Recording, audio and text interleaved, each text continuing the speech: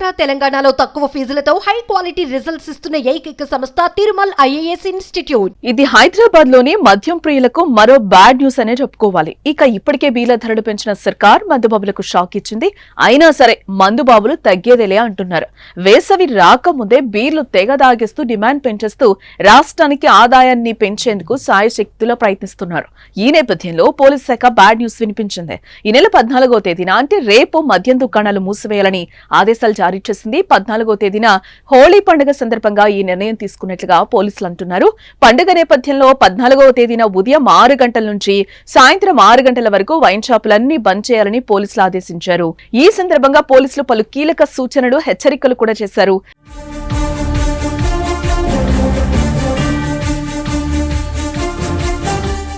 హోళీ పండుగ సందర్భంగా ప్రజలకు ఎలాంటి ఇబ్బంది కలగకుండా, సమాజంలో శాంతి భద్రతలకు ఎలాంటి భంగం వాటిల్లకుండా మద్యం దుకాణాలు మూసివేయాలని వైన్స్ నిర్వాహకులకు పోలీసు అధికారులు ఆదేశాలు జారీ చేశారు. ఇక మరోపక్క కేవలం మద్యం దుకాణాల యజమానుడికే కాదండోయ్, మందుబాబులకు కూడా పోలీసులు హెచ్చరికలు జారీ చేశారు.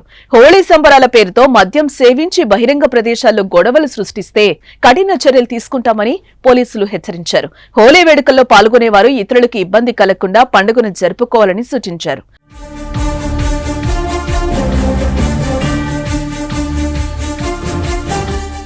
బహిరంగ ప్రదేశాల్లో వాహనదారులపై, సంబంధం లేని వ్యక్తులపై రంగులు చల్లుతూ ఇబ్బందులకు గురి చేయొద్దని కూడా హెచ్చరించారు. అయితే హోళీ పండుగ రోజున యువత రంగులు చల్లుకుంటూ తెగ ఎంజాయ్ చేస్తూ ఉంటారు.